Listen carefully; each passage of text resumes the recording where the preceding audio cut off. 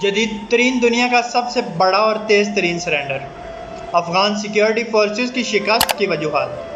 3.5 لاکھ کی Afghan security forces کو surrender کرنے میں 15 دن اس لیے لگے کہ اسٹوڈنٹس پیدل تھے۔ اگر ان کے پاس تیز ٹرانسپورٹ ہوتی تو شاید یہ سرنڈر میں 1 دن لگاتے۔ کسی بھی فوج کو لڑنے کے لیے 2 چیزیں چاہیے ہوتی ہیں، پہلی لڑنے کا مضبوط جواز اور دوسری مورال اور عوامی حمایت۔ افغانی سیکیورٹی فورسز ان دونوں چیزوں سے محروم تھی، جبکہ اسٹوڈنٹس کے پاس یہ دونوں چیزیں تھیں۔ اس محرومی کی چند وجوہات بتاتا ہوں، پھر ان کے ثبوت میں کچھ حقائق پیش کروں گا۔ پہلی، افغان سیکیورٹی فورسز کو بنانے اور پیسے دینے والی افغانستان پر حملہ آور فوجیں تھیں، یعنی افغان فورسز حملہ آور فوجوں کے کرائے کے سپاہی تھے۔ افغان فورسز عوام کی حمایت سے قطعاً محروم تھیں، چند ہزار سرخوں کو چھوڑ کر۔ ان کی کمانڈ کرنے والی سول افغان حکومت اور جنرل ہر درجہ کرپٹ تھے اور ان کو بے رحمی سے پیسہ کمانے کی مشین کی طرح استعمال کر رہے تھے۔ جن کے لیے لڑ رہے تھے وہ ان کی یکلخت چھوڑ کر چلے گئے اور انہیں لگا کہ اب کچھ نہیں بچا، اس لیے امریکہ کے جاتے ہی تاش کے پتوں کی طرح گر گئے۔ افغان سیکیورٹی فورسز اوپر سے نیچے تک کرپشن اور اخلاقی دیوالیہ پن کا شکار تھیں۔ اب چند حقائق پیش کرتا ہوں۔ کیا آپ جانتے ہیں کہ افغان آرمی کے 1 لاکھ سے زائد سپاہی صرف کاغذات میں تھے؟ زمین پر ان کا کوئی وجود نہ تھا۔ ان کی تنخواہیں اور میرات پہلے حامد کرزئی، پھر اشرف غنی انتظامیہ اور افغان جنرلز امریکہ سے وصول کرتے رہے۔ سپاہیوں کی کئی مہینوں کی تنخواہیں روک لی جاتی تھی، جس کی وجہ سے انہوں نے امریکہ کا دیا ہوا اسلحہ بیچنا شروع کر دیا۔ صرف 2015 تک افغان سیکیورٹی فورسز نے 4,65,000 ہتھیار طالبان کو بیچے۔ بیچی گئی گولیوں کا تو کوئی حساب ہی نہیں۔ پھر انہی ہتھیاروں کے سامنے سرنڈر بھی کیا۔ افغان سیکیورٹی فورسز منشیات کا دنیا کا سب سے بڑا کارٹیل چلا رہی تھی۔ دنیا میں منشیات کی سب سے بڑی مقدار افغانستان میں پیدا ہوتی ہے، جس کا سارا کنٹرول افغان سیکیورٹی فورسز کے پاس تھا۔ اخلاقی دیوالیہ پن کا یہ عالم تھا کہ چیک پوسٹوں پر جوان لڑکیوں کو روک کر عزتیں لوٹ لینا عام تھا۔ ہر مورچے پر سپاہیوں نے لڑکے رکھے ہوئے تھے، جس کا اعتراف ان کے آرمی چیف نے بھی کیا۔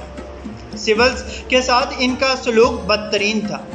امریکہ کی جاری کی گئی ایک رپورٹ کے مطابق اتنے سویلین اسٹوڈنٹس نے نہیں مارے جتنے افغان فورسز نے مارے ہیں۔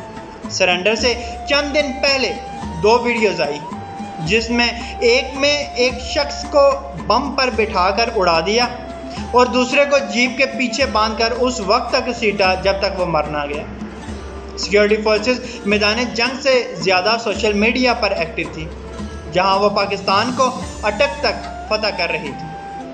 یہی وجوہات تھیں کہ اسٹوڈنٹس آئے، افغان عوام نے ان پر پھول برسائے، جبکہ افغان آرمی پر افغانستان میں جگہ جگہ پتھراؤ کیا گیا۔ افغان سیکیورٹی فورسز کی قیادت کا یہ حال تھا کہ جب ایک برطانوی جنرل افغان آرمی چیف سے ملا تو موصوف نے برطانوی جنرل سے پہلا سوال یہ کیا کہ لندن میں اچھی لوکیشن پر پلاٹ کتنے کا مل جائے گا۔ امریکہ اور نیٹو کی جانب سے ملنے والی پولیس کی تنخواہوں کا بڑا حصہ پولیس افسران اور غنی انتظامیہ ہڑپ کر جاتی تھی۔ فوکس نیوز کے مطابق صرف پولیس فنڈ سے افغان آفیشلز نے $300 ملین کی چوری کی۔ اسی لیے امریکہ نے پولیس کو موبائل پر براہ راست تنخواہیں بھیجنی شروع کی۔ جب ان کو پوری تنخواہیں ملنے شروع ہوئیں تو پورے افغانستان کی پولیس کو لگا کہ ان کی تنخواہوں میں اضافہ کر دیا گیا ہے۔ زیادہ پیسے کمانے کے لیے پولیس والے اسٹوڈنٹس کو آپریشن کی انفارمیشن دیتے تھے اور بدلے میں ان سے پیسے لیتے تھے۔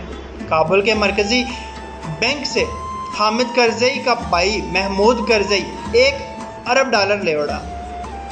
سوچیں، جس ملک کا کل GDP ہی $12 ارب ہو، اس میں صرف ایک فراڈ $1 ارب کا ہو۔ تعلیم کی بات کریں تو 80% تعلیمی بجٹ قرضے اور بعد میں غنی انتظامیہ ہڑپ کرتی تھی۔